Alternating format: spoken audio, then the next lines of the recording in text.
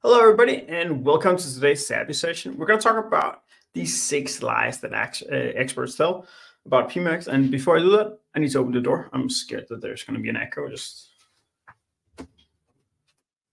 That's better. I think it's better for sound. But if somebody can't hear me or if the echo is bad, please let me know, and I'll take a look at it. But we're going to talk about the 6 lies that experts tell about PMAX today. And a little bit about me. So my name is Andrew. I founded Savvy Revenue about 5 or 6 years ago. 6 years ago. We work with 30 e-commerce advertisers in Europe and the US. We're about 15 people in Denmark. We only work with mid to large e-commerce. So that's some of the things we're also going to pull in today is why does that matter when we're working, when we only work with mid to large e-commerce? And what can you as a small e-commerce or a mid or large e-commerce actually use some of these lies for, or kind of just get an idea of like, this works and this doesn't work. So next one, no, that's not true. I've been at PPC since 2009, and I'm a top 25 PPC expert across the board. I just need to kind of change this. There we go. That's prettier. Okay, great. Okay, so let's get started. So the agenda for today is that we're going to talk about the challenges with PMAX lies. We're going to talk about what if you didn't fall for the lies. Then we're going to talk about why experts lie about PMAX. This will take maybe 5 to 8 minutes, and then we're going to jump into the meat of it, which is the 6 lies and how to overcome them, and the FAQ at the end. If you have any questions about any of these things throughout this, just put them in the comments. We go through them. My team is sitting ready to also answer them live, and I'll also go through them afterwards. And plus, I'll add the questions in towards the end. So the challenges that we have today with the PMAX lies is 1, PMAX is misunderstood. It's a black box. Google has been misinforming from the get-go, and people are grasping at straws because you can't see anything in there. It's an issue, and it means that in order for people to actually promote PMAX and promote content about it, then sometimes they turn into lies. Second thing is everybody actually wants to be useful. So people are trying to find things that they can do to look like they're helpful. That's both in-house, that's agencies, that's content creators, that's everybody in the Google Ads universe. Everyone wants to be useful. So trying to find something that actually works for you and that you can implement in your account to be better, everybody's trying to find it. Everybody wants to be useful. But it doesn't mean that it's actually moving the needle. And it ends up with the fact that you end up optimizing the wrong things. You either have no results or it's something that's actually hurting your performance. And you'll then hit a plateau and you can't really figure out how you can actually expand from there because you're doing all the wrong things. You're spending so much time trying to do X, Y, and Z, and you don't really improve performance. And that's one of the things we're gonna talk about today. How can you actually optimize the right things? We're not just going to go through all the lies and the things that all the wrong things people are doing. We're also going to say, okay, what should you do instead? Because what if you didn't chase down every PMAX lie that you found on LinkedIn? Then you could actually get better performance. You could get more clarity on what moves the needle. And what I see with the in-house teams that we work with and in Savvy on a day-to-day basis, we save time and a bunch of resources by not just doing everything that's in a Google support or best practice document or that we see on LinkedIn. We test it all to see what works. And that's what we're going to go through today. But why do experts lie? There's 3 reasons that we're going to go through. Performance Max is a black box, like we talked about before. Few people are actually intentionally lying, and many have a sample size of 1. So PMAX is a black box, and it's rather new. So who actually knows what works? But the problem here is that when it's a black box, we can't do the things that we used to do, which was just implementing 5 or 6 or 7 or 8 different things, put a variance, put these 6 campaigns out there with slightly different changes, and then see which one works the best, or try to test things like this week we do this, next week we do something else, etc., etc. It's rather new, and it's a black box. So you don't get that feedback loop that you used to have. So it's been really difficult trying to figure out what is actually a correlation and what's a causation when it comes to what moves the needle from a Performance Max standpoint. No one intentionally lies, and this is what I want to say. Like I know a lot of people on LinkedIn. I know a lot of people in real life, and I talk to a lot of people. And that's kind of the thing that I see, that none of the people that you'll read and see tips from will actively lie. But what we see is that a lot of people have very few clients. Some of the biggest content creators out there either have very few clients that they work with, A, ergo they're a freelancer, or B, they don't really actively work with clients anymore. So that means they end up with, they saw this was cool, there's a sample size of 1, they want to do good, they end up being misleading. Or they need to post on LinkedIn every single day, or I need to post this, because otherwise they can't gain clients, they can't sell their courses, and it creates this perverse incentive about creating quantity over quality. And that leads to this last one, is like a lot of things turn into clickbait, like because cool has a better reach. Some of the content I create on LinkedIn gets nowhere, but it's some of the most effective things that we see on our end, but it's a basic, and it's the things you've heard before. The edge stuff, the cool things, all the like things that you kind of see, oh, that sounds cool, oh, that's amazing, or oh, I don't have to do that much work, or oh, that's something that can keep me active and can include me in the rest of the business. That has better reach. It gives clients, but it's not always the most effective thing. And even when I write a LinkedIn post about how much people like content about, or LinkedIn post about PMAX, it's still my best performing LinkedIn post versus some of the actual intentional things that actually move the needle when you perform, when you optimize. So these are the 6 lies we're going to talk about today. I'm not going to go through them. You've read them before you jump on this. So that's not a thing. We'll just jump straight into it. But lie number 1, Performance Max is a full funnel campaign. So the evidence for this, and we're going to go through the structure every single time. We're going to go through the evidence. We're going to go through the grain of truth. We're going to go through what it means to you. And then we're going to go through if there's anything else we want to talk about in terms of tips or further insights about a lie. But the evidence for why Performance Max is not a full funnel campaign is 90% of the spend in them is coming from the shopping ads network. Shopping ads isn't upper funnel, but demand capture. So it's not an upper funnel campaign. It just isn't. Also, setting the same ROAS target for an upper funnel YouTube campaign will, as you do for shopping ads, one of those will be wrong. It cannot be the same thing. You cannot run at the same ROAS target for an upper funnel YouTube ads campaign or as a shopping ads campaign. So something is wrong there. So just based on those 2 facts, the evidence is there that Performance Max is not a full funnel campaign. Also, Google said it. So this is something that's come out that I'm surprised that this actually turned into a lie. And a lot of people are talking about it. That, oh no, this is a full funnel campaign. I'm getting everywhere. I'm getting out front new users and new customers and all these things. I get it, but I've said it. We've seen evidence for it. And Google also says that the PMAX focuses on lower funnel. Demand gen is built for the mid to low funnel with the goal to both create and convert demand. Great. So what it means to you is that PMAX does not replace brand awareness activities. You can't just launch a PMAX and then think that you're creating a full funnel campaign or you're pushing new people into your funnel or anything like that. It is not a replacement for brand awareness. It's not a replacement for full funnel. It's not a replacement for some of the other things you do once you get really big. And again, this is not something for a small e-commerce advertiser. Small e-commerce advertisers, you just go out and you demand capture every single day. And if you're in the US, you can demand capture your way to 20, 30, 40 million a year in dollars, US. So this doesn't mean that you have to start doing brand awareness or full funnel activities, but it just means that you just need to know it's not a full funnel campaign. So the grain of truth in all this, it might be one day. I am still hoping that Google figures this out because they have so much data on users and across their different networks. So let's just say, let's bundle search into one, we'll bundle YouTube into one, and we'll bundle display into one.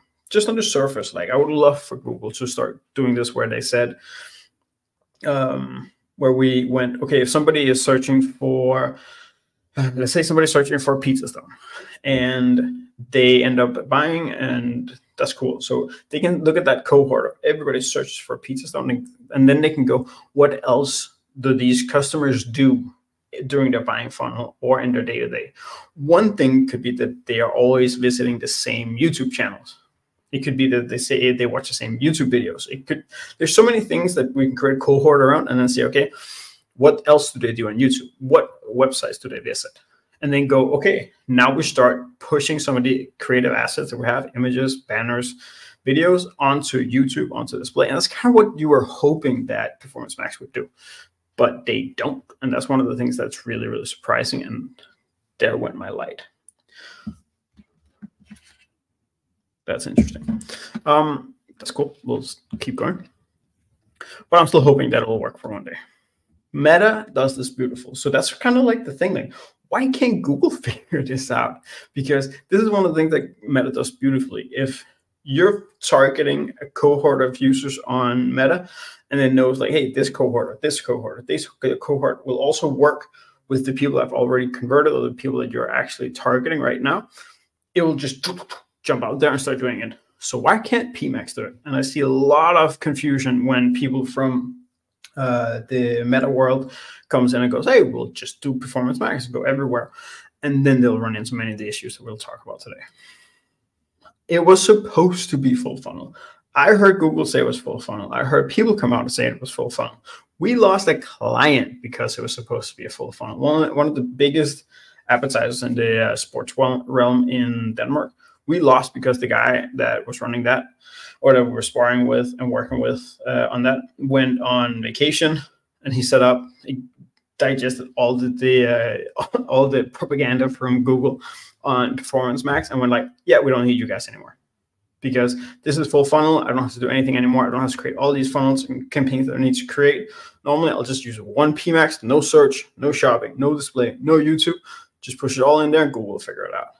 And yeah, that didn't work, but it was one of the things that we were all told it was supposed to work like that. So I get that people don't really get it. So next one is optimizing audiences is a key for Performance Max success.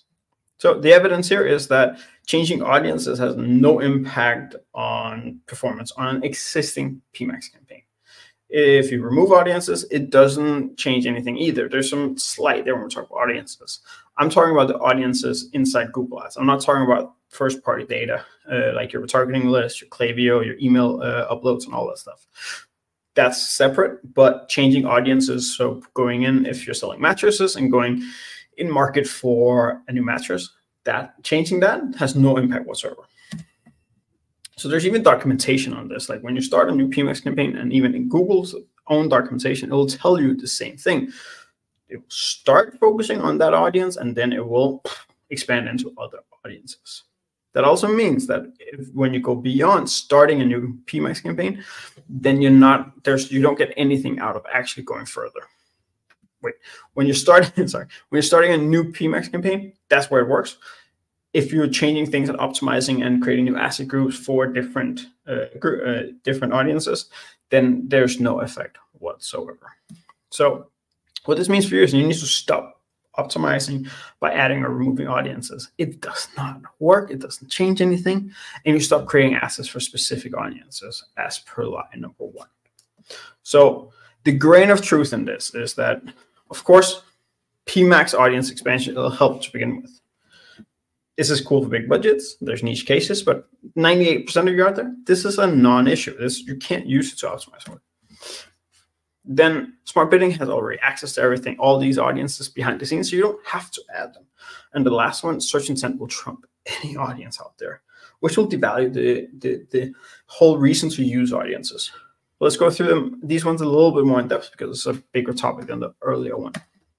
So PMax audience expansion. Again, like we talked about before, Performance Max will expand beyond the targeted audience really fast. So let's say you start a new campaign. You say, okay, now we're in market for beds, and it is luxury shoppers. That might be a good thing to start off with, but Google will very quickly go beyond that initial audiences and start advertising for all the audiences that are out there, which it should. You would be, especially in smaller countries, you would be so limited on scale if it only focused on your audiences. All these things are really cool for diapers.com, but for 98% of us, this has no impact whatsoever. Granted, there are some cases where you go, okay, as a demand capture, as a bottom of funnel campaign. Let's say you go out and you say, okay, I create a new asset group for gift buying. So you go out and say, people are in market for gifts. So let's say you sell jewelry and they're in market for gifts for mom or stuff like that, or has affinity, or there's some audiences around that. And then in that asset group, you put in creatives around gift buying, up to Valentine's Day, up to Mother's Day, etc. So up to graduation, all these things. That's like an edge case where it makes sense. But you going, I'm going to create banners for new, I'm going to create banners for people who are in market for masters, they're in market for betting, they're in market for something else, and create different banners and stuff like that is a complete waste of time. You don't need it because the audiences are already being advertised for. And to be honest, it's not going to know what to do with the different banners unless you're huge. And again, as we talked about before, the audiences you've added to PMax, and this goes for anything you do in Google Ads, Smart Bidding already has access to all the audiences it has created. Again, third-party data is different, but all the in-market, all the affinity, all these things, Smart Bidding has access already. So you might have added 5 or 10 different audiences, but Smart Bidding will use all the audiences that it has access to, including demographic data and all the data that's out there, to be bidding for it. So you don't need to add them in order for the bidding to work. And then the question goes, why do we then need to add them? And then we go back to, that's why it doesn't really matter, because Smart Bidding already have access. If you're changing the audiences that you're quote unquote targeting, that has no effect, because Smart Bidding will use all the other audiences in there at the same time. And the same goes for search themes. Again, Google has also come out and said, search themes do not change anything unless you are A, not targeting those terms already, or B, it's a new campaign. So why doesn't all of this matter more? And it comes back to the fact that search intent is the golden goose behind Google Ads. And it has been there since it started, and it's going to continue to be there for a very, very, very long time. Audience data, unless you're really, really big, it doesn't have that big of an impact on what you do on a day-to-day basis. If you're selling a pizza stone and somebody is luxury shopper or value shopper, but they're searching for a pizza stone, it doesn't, like, unless you write different ad copy to the two, and you're so big that you're spending 10 to 20 or 30 or 40 or 50 or $100,000 on that term alone each month, and you can see there's a difference if you're targeting a luxury shopper and a low bargain shopper, depending on what product you send them to and what landing pages, not optimize the copy. Unless that works, unless you do something there, then there's no, then the search intent is the main drivers. Maybe 80 or 90% of why something will convert is whether or not, what is the search intent behind a keyword, and thereby audiences have very little effect.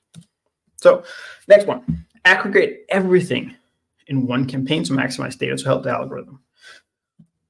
The evidence here is it's a little bit anecdotal, but we should be out of business if that was a thing. If you had to keep everything in one campaign for the algorithm to bid perfectly, then we would be out of business, because every single time we open up and we get a new account in Savvy, we expand it. We will, in most cases, because people just have one, we'll create a couple more campaigns. So we would be out of business. And B, just make common sense. Like, different products have different needs, sales cycles, and promotions. And I have different examples on this and some of the other lies, so I'm not going to go that much into detail here. But what it means to you is that you just need to create 2 to 5 campaigns, as that's the sweet spot for the PMax campaign structure. And again, that's different. That ranges. So for some big advertisers, this is 10. For some smaller, it's 2. But around 2 to 5 is usually where we see the sweet spot for most mid-sized e-commerce companies out there. So the grain of truth: too many PMax campaigns is definitely a bad thing. A single campaign is not the answer either, I just want to say. And we just need to think one step further. We should only complicate if there's a lever to pull. And then I'll pull out some examples on what levers you can actually pull. So too many PMax campaigns is definitely a thing. So the reason why this doesn't work is that the algorithm can't gain momentum. If you have like 50 categories on the site and one of them is diapers, diapers will do fine. But let's say you have an accessory that is Binky, or what's it called? Binky? What's it called? The sucker? There went my light. No, the sucker. What is it called again? The oh, this is where I wish there wasn't a delay on the comments. But let's say another accessory. Let's say that you have a smaller product. You're selling diapers, and you're also selling diaper trash can liners. That liner might that liner. It's not going to have a lot of data. It's not going to have a lot of why am I struggling on this? It's not going to have a lot of data. So if you have a lot of small campaigns, they are going to be struggling, and then you can't perform at scale. That's the kind of thing I'm talking about here. So next thing is budget management. Is that, and that's the thing. If you have 50 different campaigns, you can't just, like, in a perfect world, I would just do $2,000 or $5,000 per campaign and just say, okay, based on the bid that we're setting or the ROAS target we have and how many people are actually searching for it on a given day, then we're going to spend X. I don't care what the budget ceiling is. If there's 10 people searching for it, then I'm going to spend X. If there is 10,000 people searching for it, I'm going to spend Y. But that's not something you can do in PMax. You can't just set that ceiling super high, because if you have too much budget, then it's going to reach into too much display. It's going to reach out too much YouTube. It's going to reach out to too many search terms that you're not really, that are not hitting the ROAS target. So you're going to have less efficiency. But if you put too much of a limit of a max in terms of the budget, meaning a too low budget, you're not going to get enough reach. The last thing is human error. Like, just like with the good old-fashioned Google Shopping campaigns, if you try to set 10 campaigns up with 10 different categories, chances are you would hit some kind of human error somewhere. And you would accidentally exclude a category, or forget to include a new category, etc. There's so many things that can happen with human error once you start into those kind of structures. Again, unless you use a software that makes it a little bit easier. But a single campaign is no good either, because if you have 10, let's just say 10 categories, you have different margins. There's different products in season or out of season. If you have an expensive hero product and you have lower priced accessories, there's a long versus short journey. They should not be treated the same way. What if a product's on sale? What if one category is on sale? What if the rest is not? How are you going to pull that, et cetera, et cetera, et cetera? So we're going to talk about structure examples, about how can you take your one PMax campaign and then turn it into 3, 4, 5, 6 different campaigns. There's a ton of different levers you can pull. The main ones are budget, ROAS, and seasonal bid adjustments. But there's some other things in there that you can also do. But if you just go to those 3, which are the examples we have today, then you can start thinking about, okay, if I want to do Y, then I have to structure the campaigns like this. And I'll show you right now. So let's say we are running products on sale and products that are not on sale in 2 different campaigns. This allows us to pull a lever that's called seasonal bid adjustment. It means that we can go in and apply a seasonal bid adjustment on products that are on sale and just leave the products not on sale on their regular bid level. If we had that on only one campaign, because you can only do seasonal bid adjustments right now on the campaign level, then if you only have one campaign, you would have to increase bidding on all of them. We've done several audits where we go in and we just pinpoint, hey, just split them up and use seasonal bid adjustment on your on sale products. That creates a much better return on investment during every single sale. And it means we push products on sale harder and we pull back a little bit of products on sale. Next one is bestsellers. For PMax, this can be a little bit different. We will typically use regular standard Google Shopping campaigns when we set up bestsellers. But just to give you the example here, where we only use PMax, then we'll pull bestsellers into one campaign and everything else into another, and a 500% ROAS on bestsellers and a 600% ROAS on everything else. Everything being equal, then it should push the bestsellers more. But it also allows us to change the budgets for the 2. Budget limitations, work a little bit on the assets and stuff like that for the bestsellers, instead of being thrown in and trying to do everything for all of them the same. The last one is just hero versus accessory products, and this is a big thing especially in D2C, but it can be used in any e-commerce store really, because you'll have hero products and you'll have accessories, and you don't want to push them equally. So let's say that in this case we're mattresses. So you have a mattress as your hero product and you have bedding as the accessory product. You'll most likely want to run at a different ROAS target, but you also just want to do different budgets. Because if there's a case where, let's say, where you are behind on your revenue targets and you go, okay, now I want to start spending more on my hero product, and you have it all in one campaign, then you're going to start pushing it out. You're going to increase the budget and you're going to hope it hits. But what if it just starts spending on the betting product? Then that makes no sense. There's also margin play here and stuff like that. And this is a very simplified hero versus accessory campaign structure. But there are also cases where certain accessory products you don't want to advertise at all, or you just want to have them lying in a retargeting campaign, etc., etc. So I want you to go away with this and making sure that A, you don't have just one campaign in PMax, and 2, and B, you don't create a new campaign unless there's a lever available to pull. Unless you're going to push seasonal bid adjustment on certain products and not others, or you're going to change your ROAS target for certain products and not others, or you're going to change the budgets for certain products and not others, then you can create a new campaign. Otherwise, you shouldn't. And you should definitely use one of these levers. So again, one campaign doesn't work. 50 campaigns don't work either. So next one is PMax replaces shopping, search, display, and video as standalone campaigns. Again, the evidence here is a little bit anecdotal, but again, same ROAS, no freaking way.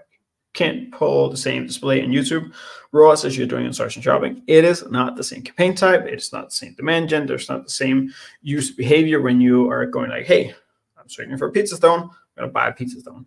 On YouTube, people are, even compared to meta ads, a lot more passive. They're not there to discover new things. They're there to learn. They're there to be entertained. And again, that's where we can't just put in the same ROAS. It does not work.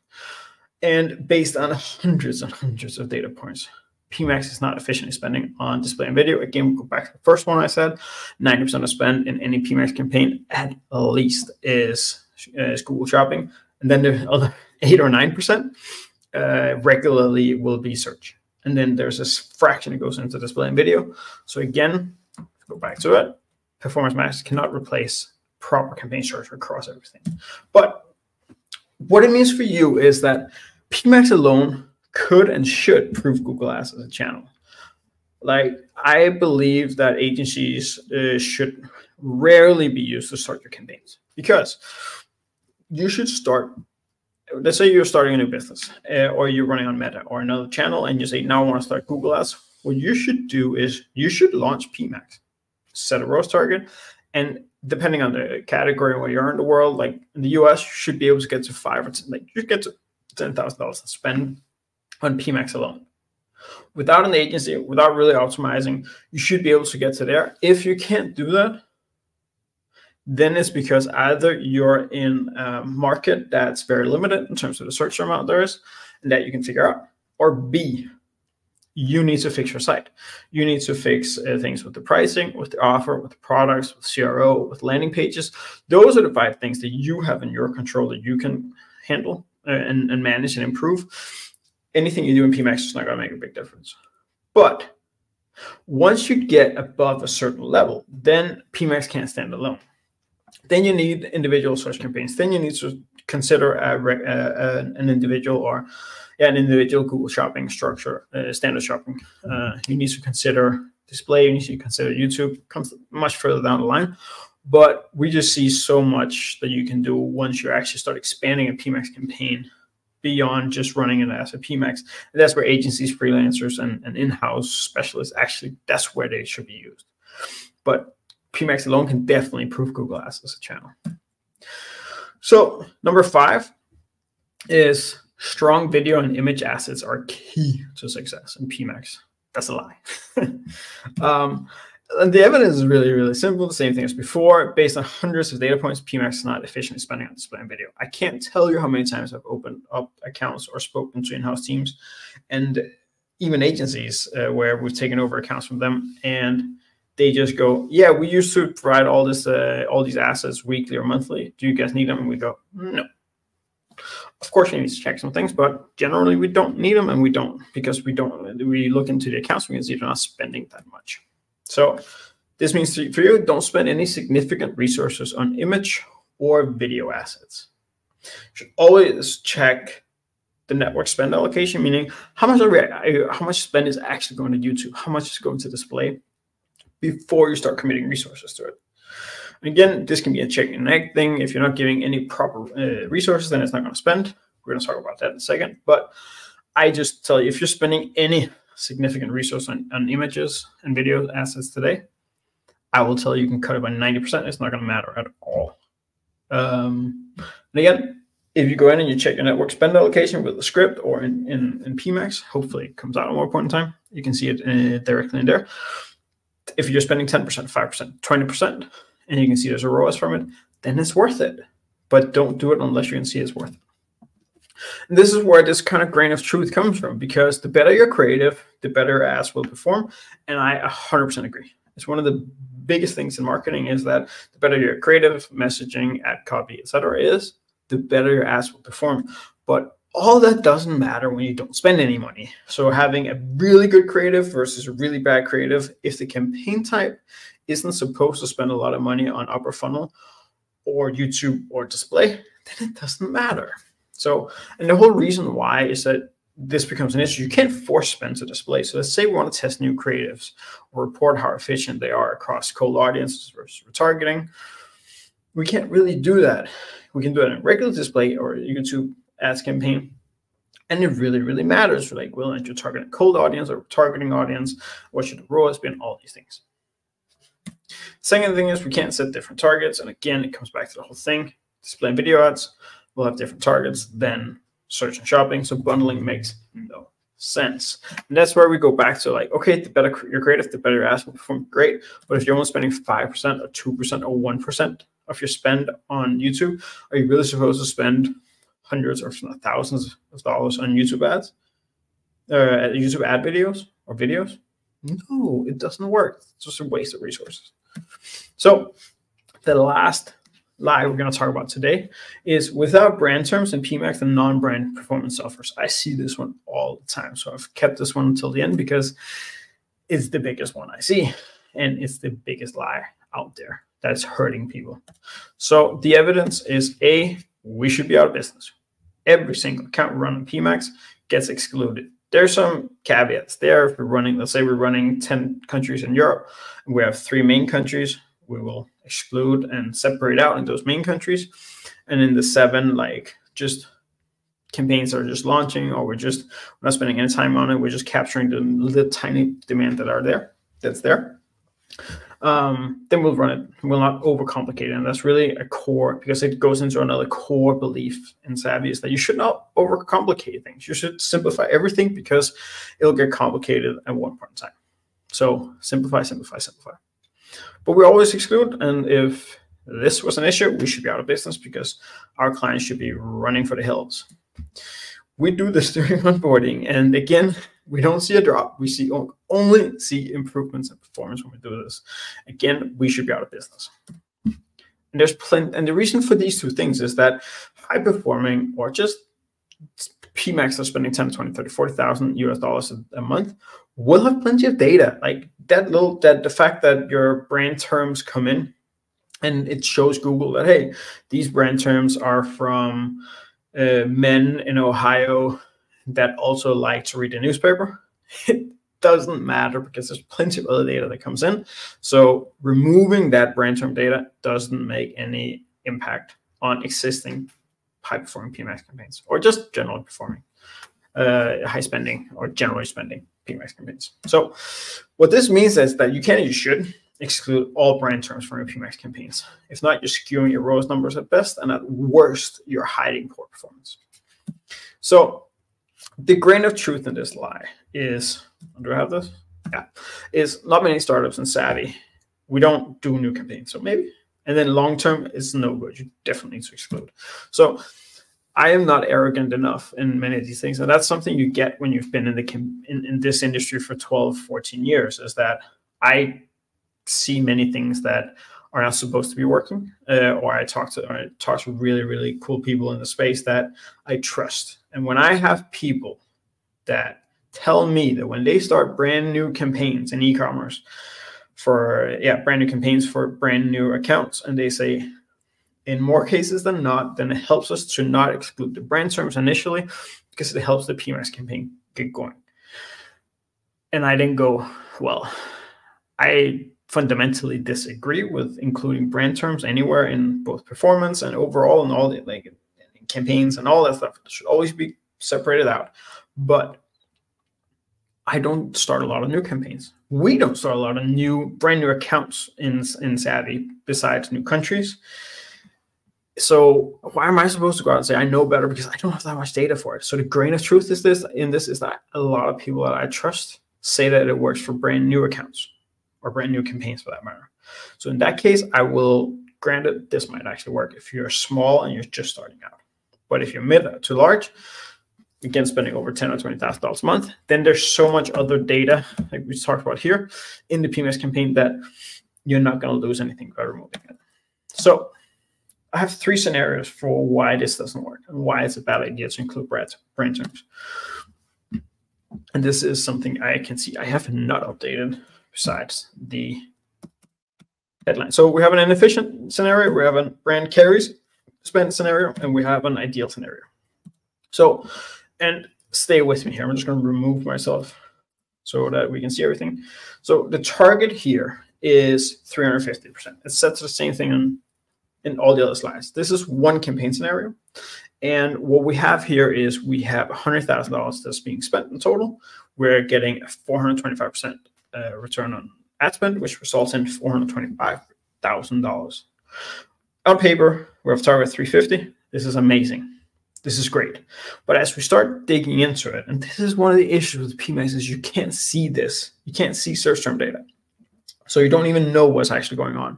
But this is one of the scenarios we often see once we start breaking it up is 75% of the spend is on brand.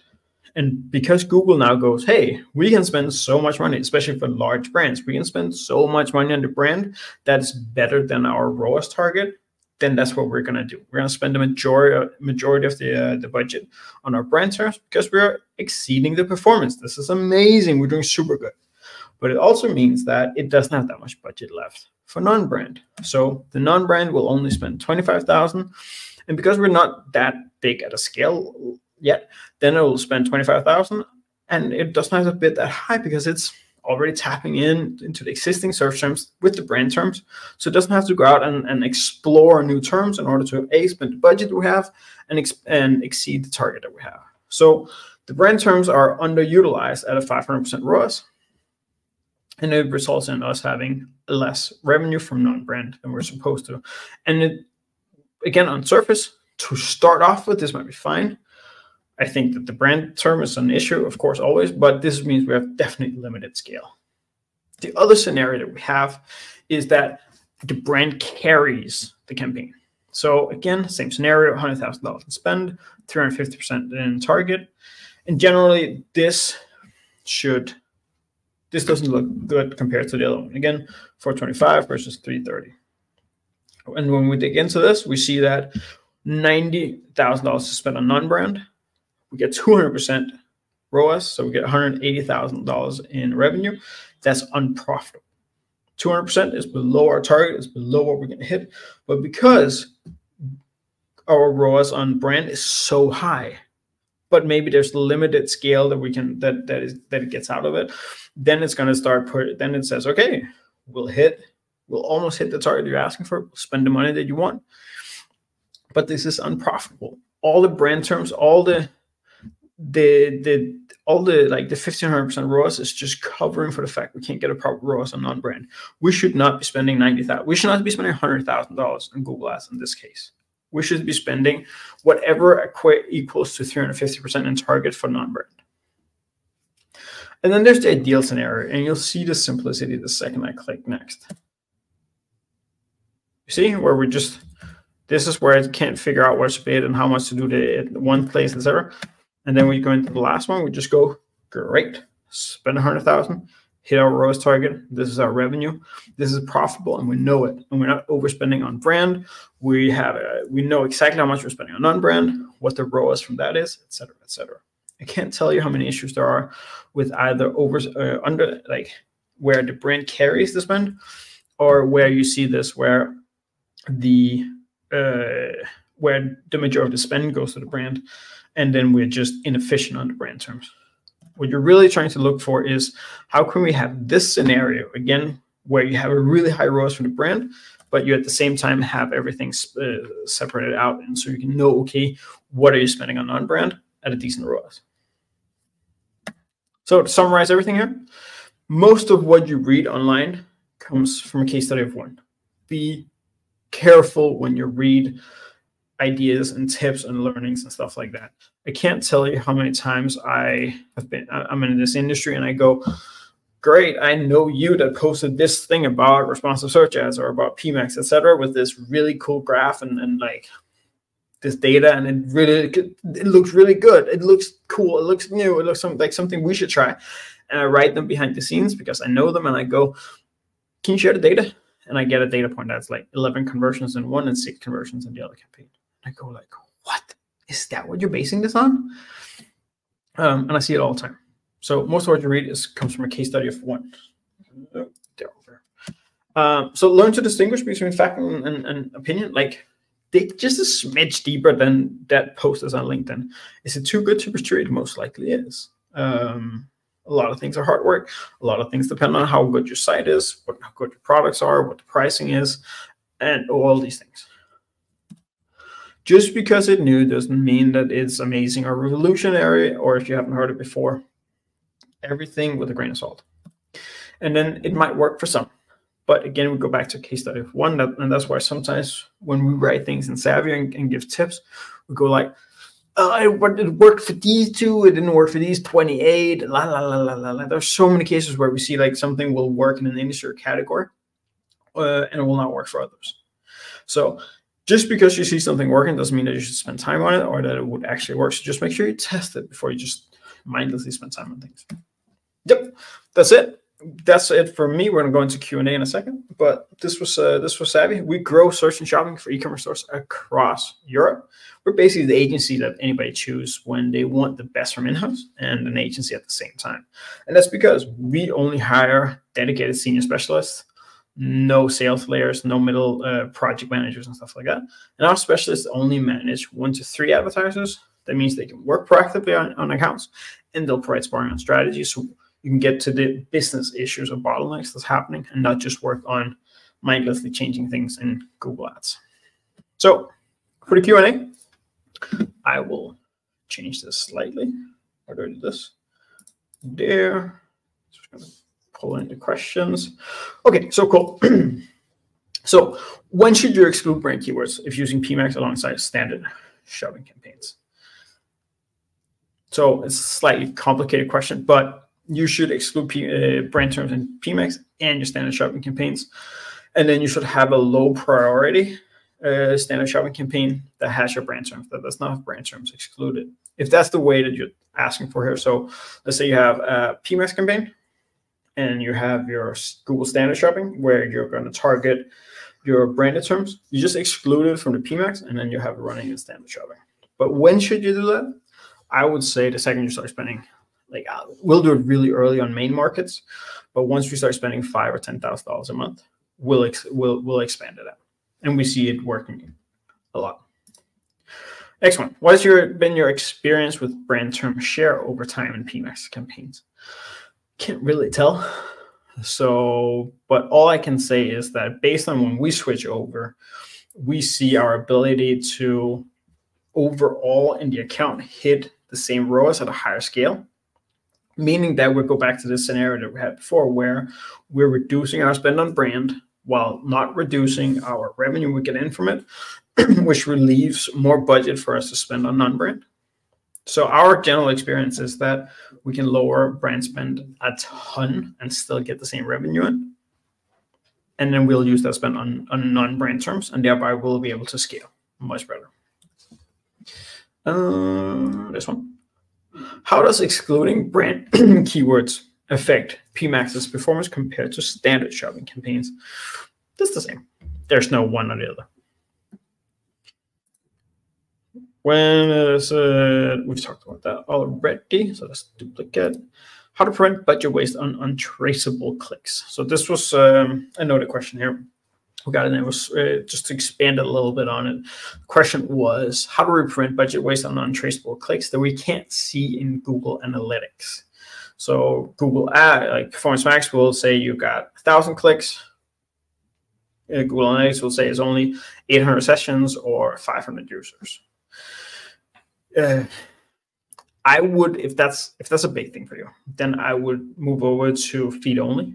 You're most likely seeing some clicks in display or Gmail or YouTube or different places that, yes, you pay for it because it's a click on your ad, but it never actually, people go, oh, that was a mistake, I go back. So turn it into a feed only Performance Max campaign and just Google feed only Performance Max. We also have how to do it on Savvy is on our blog. But yeah, that's typically the big one there. Same person also has the same question, goes like, why are ad costs increasing while conversion rates decrease? Great question. So with PMax, what we see is that as you're increasing your budget, and again, this, if you just go PMax, as you're increasing your budget, Google will start going into more and more search terms that performs worse. And then it will also start spending more on display and YouTube. And the more it goes like that and goes out exploring, your ad cost will increase and your conversion rate will decrease because you're not buying the same traffic as before. And it's the same thing as we were doing these things manually. So let's say you're running a manual campaign for pizza stones, and you go, okay, now this goes well at 500% ROAS. Let's now start bidding for pizza oven because people for pizza oven might be inclined to buy a pizza stone instead. So that's going to convert less than the main ones. But we're trying to expand. And that's what PMax is also trying to do sometimes, just trying to expand. And one of the signals that it uses is how much budget is left. So if you're spending $1,000 a day and you have $3,000 daily budget, it's going to say, hey, there's plenty of extra budget for me to go explore with. And I'm not saying it's going to spend all of it, but it's going to be more inefficient the more that gap is, generally. Can you recommend when to use different bidding types? PMax only has one. Never use clicks. You can't use that with PMax anyways. So there's something there. Strategies for maintaining lead quality. I always get surprised when we get questions like this. So now we've run Savvy for six and a half years, and not 6 years, 6 years. And all we've ever done is e-commerce. So we do some consulting with some major software brands, but we always use e-commerce. I'm always surprised when we get these lead quality questions in PMax. But I'll answer your question because I work with people who work with it and we talk a lot. You need to use value-based conversions. So meaning that you can't just go in and say, okay, what is the conversion? We just get 10 conversions. You need to send a value in for them. So if somebody's converted on you need to, like, this lead qualifier. So if it converts, it gets a quality level of 10. If they answer your call, it gets a quality level of 50. If you send a proposal, it's 100. If they convert, then you then put in 200 or 500 or 1,000 in the value you get. That's how you make sure you get lead quality, by sending that data back to Google and show, hey, these are the kind of leads that are good. Otherwise, you're going to get crap across the board. Are you experiencing consistent performance with PMax? And what you can't see here is that the subline of this question is, are you experiencing consistent performance with PMax campaigns? Or is there any idea with going feed only or anything like that? So we are not seeing consistent performance with PMax campaigns if we have video and image assets in there. And in general, even when we do feed only, or especially for bigger spenders, again, $100, $200, $300, $500,000 a month and above, then we start seeing that the waste that goes along with display and video, and even just in general, just going up and down, is just too big. Like, we can often be able to save our entire fee on a $500,000 a month account by moving over to standard shopping. And we'll have Google screaming in our ears, why we're doing this, we're not working on it anymore, and all these things. And we'll go, we can scale much better. We have stable data. We are hitting our targets. We are expanding beyond what PMax were doing before. Why should we go back? We're spending more money with you than we did before. That kind of shuts them up. But again, okay, I'm going on a tangent. We generally, again, the more spend we see, the less consistent it is, and there's more waste. How do product feed only performance PMax campaigns perform without other assets? So in my experience, perform great. It's basically just telling Google, don't use banners and don't use videos for display on YouTube. You will still run some retargeting. You'll still run some retargeting ads because you have your product ads from like your shopping ads. They will still show us retargeting on different websites and on YouTube, etc. You just won't send like banners that you don't know how well perform and how convert. You won't spend on those. So you still get some. And in my opinion, it's a lot more stable. We don't see the issues that we have with a lot of inconsistency and excess spend. All of a sudden, spend $1,000 or $5,000 or $10,000 on display one day. Again, this is depending on how big your account is and the campaign is. Is PMax recommended in countries without shopping capabilities? No. PMax in countries without shopping is generally just dynamic search ads mixed with display. And 10 years ago, what you would do is like campaigns would default in Google start search with display select. And whenever you got a new account as a consultant like me, you'd remove the display select, and then you would immediately double the ROAS because the 50% spend on display was not functional at all. So it's the same thing here. It will just spend on display.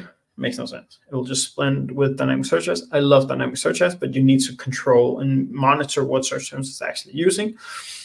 So just having those campaign types in a black box without the benefits of shopping makes no sense. Last question, guidelines on budget or product number thresholds for PMax utilization. Guidelines on budget or product number thresholds. So let me just, so I don't have a budget or product number. That's not how we look at it. We look at the levers like we talked about before. So it doesn't matter if there's 500 or 5,000 products in a campaign. It doesn't really matter. When we look at it, it's what levers do we want to pull. And you can have 5,000. Like we have clients with hundreds of thousands of products, not spending more than a client with 1,000 products.